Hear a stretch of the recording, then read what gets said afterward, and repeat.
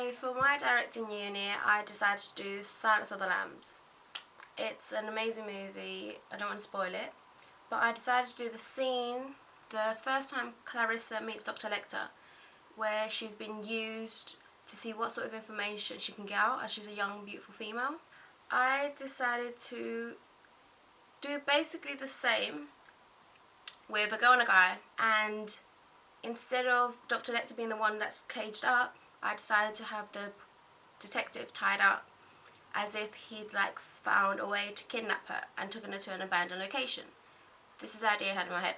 And it was going to be him interrogating her, seeing what she knows about the killings. My inspiration? Let's say I didn't have an inspiration. I personally chose this scene, and the way I wanted to do it was because it's how I had it in my head. I didn't have an inspiration. My inspiration would have probably been the movie. I enjoy the movie, I love the movie, I like the set that they use on the movie, the feel, this intention, sort of like, I'm going to get this information out of you. I know you know what I know. And for the fact that Dr. Lecter's so manipulating, he knows how to get into your mind, he knows when he's affecting you. I wanted to show that in my thing. I wanted to keep it gritty and sort of hard, intense, sort of horror sort of thing, like this sort of back and forth intense feel. So I personally did not have an inspiration. I'm not gonna lie, my inspiration was not set in my head. I didn't even think of an inspiration. I saw a couple movies, like zombie movies with the gritty effects, sort of intense effects. I like YouTubed some sort of like interrogation scenes, but I personally, however, I had a problem where I went through 3 girls. My first girl ended up quitting on me and bailing, saying she couldn't do the date that I'd set. The second girl told me yes, she could do it, she was okay with the script. I sent a portfolio of what sort of the character I wanted her to be like. Perfectly fine. And a week before the shoot, bowed. And my last resort, I had, okay, fair enough, I'd let her know very late, but she agreed to do it. It was all set. So the day before the shoot, I was shooting on Sunday. So the Saturday night, ran a message, I can't do it, I've got work. So for me, it was absolutely upsetting because I had no more females. I woke up extremely early on the Sunday, contacted anyone I know, asking if they knew anyone. No replies. So I had to kind of change everything on the day. So instead of being a girl and a guy, I had to get one of our boy mates to be the detective. So it was a guy and a guy scene. This was kind of difficult with my script. Because my script was set for a girl and a guy speech, so it was sort of an intense sexual tone that you could feel within the script. I obviously had to change it because it seemed a bit uncomfortable for my actor and my other one, because there was a lot of language that you wouldn't normally speak to a guy in that sort of tone. So on the day of the shoot, I had to allow them to rehearse together to get a sort of feel of what they were like. I had to change the script while I was on set, so I was going through the script, making sure that this flowed very well, that this and this seemed like it would have blended together. So for me, it was extremely stressful. I couldn't even use the storyboard that I had set because all of the storyboard that mostly I had used for the shoot was based on the female and the guy script. Couldn't use it, so on the day I had to wing it. I had to use a lot of shots that I personally thought would work. So a lot of close-ups, medium shots, long shots that looked like the tension was still in there, but not of a sexual tension, like some more of an I'm the alpha male sort of thing. And I did manage to adjust the script on set.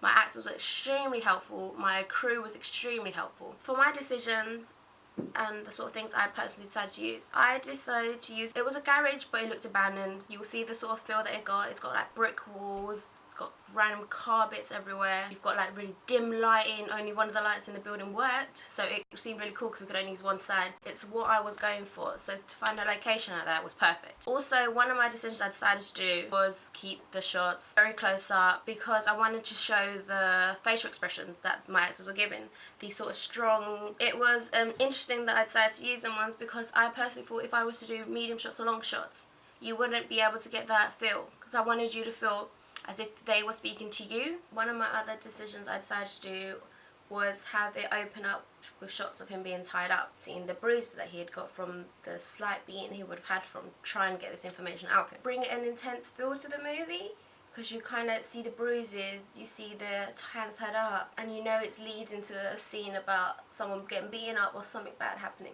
Casting and working with actors. here are a couple shots of me working with actors. These are the rehearsal shots. You will only be able to see 2 rehearsal shots because I didn't get to shoot any rehearsals with the girls. So this is one of the guys.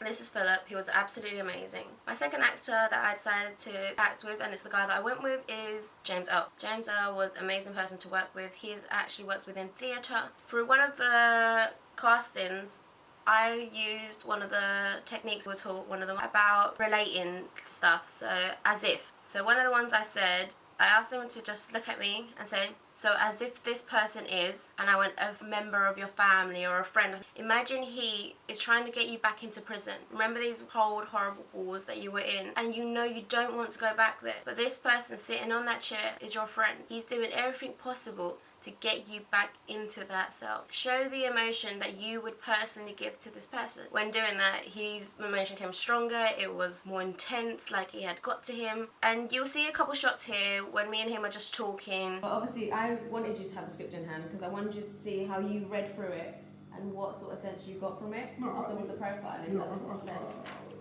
Like I said, I really enjoyed the scene. I just wanted to know kind of what you wanted out of it, because I don't really remember the scene from the movie, and that wasn't my motivation to do the movies. No, my scene interpretation was completely different. I want her tied up. I want you to have the power. I want you to brag about the fact that you have the power, that you know what's going around in the world, and that you want to see what view she has on it. Yeah. So you're kind of intimidating her with it. So that's what you kind of have to bring this sort of intimidation, this sort of I know what I'm doing sort of thing, but you can't do anything about it. I know you are smart, because she is quite smart in the movie. She's a smart person, but you're extremely more. You'll have extremely loads of power. Dr. Letters is the type of person that kind of manipulates people. He knows what he wants. He'll get what he wants, and he kind of shows that. Like he never shows fear, but when he's in the room, he kind of is really intimidating. I want to see that intimidation in you. Like, I want you to intimidate her. I want you to make her feel scared. Working with actors on set. Because my second actor wasn't planned to be coming on set, it was extremely interesting to work with, but he was absolutely amazing. Here are some shots where he's just asking a few questions because he's trying to understand the script. Because on the Sunday is when we got him to come in. He knew how to read a script, so that was awesome. He knew what sort of feel he could get from this. Kind of going over it, showing him, like speaking to him about what sort of emotion he could show at this point. I'll show you a couple clips here so you can just hear the sort of stuff we're talking about and what we... And he wants you to repeat it because so we're trying to take the mic. He wants to know what exactly he said to you, but he wants it to come out of your mouth. Okay. So that's what you'd say there. Can I borrow the pen? So, in this state right now, I'm not nervous anymore, sort of no, thing. you've kind of built up your guts towards that to be aggressive back towards him. Alright, so let's start with it. Okay, get that. So, up until The fear. I don't give a shit. That's what I thought, because they've got... So working on set was amazing because we had half an hour, a couple minutes to rehearse it because the guys didn't know each other. They hadn't had a rehearsal. We wanted them to have a rehearsal on the day. So we had my crew setting up equipment, we had the chair down, so we had them just rehearsing lines, just seeing if they could both flow back and forth with the words. They felt the new script would flow well because the script was changed on the day. So they both understood the script, they were talking back and forth. Yes, the second actor found it extremely hard because he hadn't rehearsed. Like, he hadn't had enough time as James Earl had. So here are just a couple of scenes of me just going back and forth with the guys, trying to get the script perfect, trying to understand the sort of tone that they're trying to give me. So yeah, it was good working with actors. I personally enjoyed it. It was fun. It was a bit stressful. And then throughout I wasn't able to do the Mize rehearsal when they speak back and forth repeating words. I didn't have the time for it. The best way to put it, wasn't organised enough to do that because of the problems that I had. I wish I had prepared more for this. Ali was a bit hard to do it, but we found the way to do it as if when Ali's shots were done, his close-up shots, James Earl would hold the script up here, where you'll see James Earl with the script in his hand, like up to his face, so Ali was reading directly at the script, so it looked like he was looking at James Earl's face. It helped so much. We used this sort of technique because we knew that a new actor didn't know the script. We found it easier for him to look at it and know it. Here are some behind-the-scenes shots.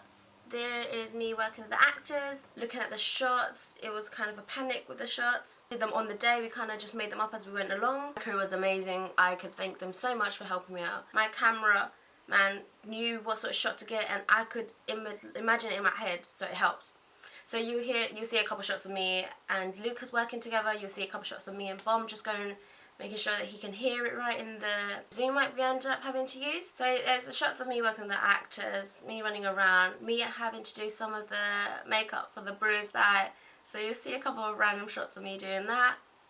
You'll see us having a laugh because it was such an amazing environment to work in. They were really nice people to work with. They were understanding, which was amazing because I was going through hell at that time. It was so many things that I didn't plan for that happened on the day. It was so upsetting that happened. But we worked with what we got. I think it came out with a good outcome. I'm glad I had shot something. It was better than nothing. I'm glad we were able to adjust the script on the day. So there's random shots of us doing that.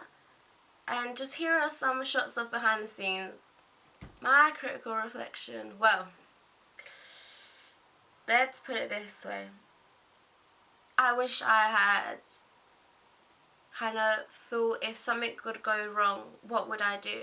A backup plan. I wish I had a backup plan. Because with my 3 female actors that cancelled so close to the date was horrible. I panicked. I didn't know what was going to happen because James Earl was coming from Oxford. He knew that he was working with an actress. He had prepared to work with an actress. So this was the image he had in his head. It's the image that I had in my head. It's what my script was written down. It's what my storyboard was written down. It's what me and my crew had spoke about. So to then a night before, have the last girl that I asked to do it cancel was horrible. It was kind of me staying awake to 8 o'clock in the morning, running around, going, are you free, are you free? No, it's too late sudden, I can't rehearse the script. It was horrible. So luckily I found a guy that I get along with really well. He was more than happy to help. He knew he didn't have any acting experience. I understood that if he didn't have any acting experience, we're going to help him on the day, hopefully get this sort of in act out of him. He helped so much. Thank you, Ali, for that. He was amazing. We went over rehearsal with the script. I feel like we could have done more. Like, I kept the shots very basic for the fact that I was basically running around like a headless chicken. I had so much image in my head of this girl and guy that whether I wish we could have had the more time to overthink this. I think it went well because I'm glad with what I got. It's better than nothing. The script went well. The guys understood the role. When you see the shots, because I was trying to control it so much, I felt like I was repeating so many words. Good because they were able to understand what I wanted and project that in film. Editing process was actually kind of quick. I think it's because I didn't have that many shots, so it didn't go too bad. I edited it myself personally. So the things that I would have said was done well was working with the actors, allowing them to get the feel that I wanted. Working with my crew was so helpful. When I asked for this shot and showed exactly what shot I wanted, boom, he got it. He understood me. This communication we had with my crew was amazing. So I think that's what went well. The communication with actors and my crew was extremely well. I felt like it went well because we understood each other. They knew what I wanted. They showed exactly what I wanted. However, the things that could have improved on was the organisation. I feel like I wasn't as organised as what I would have been if I had prepared for a guy and guy shot. But it wasn't too bad. My paperwork was done. I brought the script that was originally meant to be used on set and the script. So I used the storyboard on set. So I used the storyboard in case I might want to do some of the shots that were written down. But I didn't have the time for this. I was kind of running around trying to sort it out. So I covered the basic shots that we could have used. The close-up shots of the hands and the bruises was what we did as well. It's one of the things that went well. So next time I'm going to definitely have a backup plan. So I had an image of what I wanted in my head with the script, but I was unfortunately not able to produce that exact image of what I wanted because of the change of the script on the day. But I was able to produce another image that I had with this new script, so hopefully you can understand my script and my visual, and I hope you enjoy it. You're a tough one, aren't you? Reasonably so, yes. And you'd hate to think you were common. My wouldn't that sting? Well, you're far from common, Officer Starling. All you have is the fear of it. Now please excuse me. Wait, what does that say? But But Dr. Dr. Lecter. Lecter. Wait, so that's Right, is that right? So So he say says again his then. bit, and then you just go. But Dr. Lecter's kind of say it like really strong, because you're like, you want him to come back to you. You don't want him to leave. Okay, You want go to on. try and carry on Alright. talking to him. So Do I you say wanna it now, say yeah? No, just let him start on his line again. Okay. So So what's the last word in the line? Now please excuse me. now, please excuse me, because that's when he starts to walk away. So you Yeah, want to get him yeah. back towards So you. when you're walking away, then I say it. Pause, then I He'll be say it. like, now please excuse me, and starts to kind of say it straight away once the minute he starts telling. So then you can give him enough time to turn back around to then talk back to you. So I'm saying, but Dr. Lecter. Okay. Go on, Henry. And you'd hate to think you were common, mild in that sting. Well, you're far from common, Officer Starling. All you have is the fear of it. Now please excuse me. But Dr. Lecter. A census taker once tried to test me. I ate his liver with some fava beans and a nice Chianti. Fly back to school, little Starling.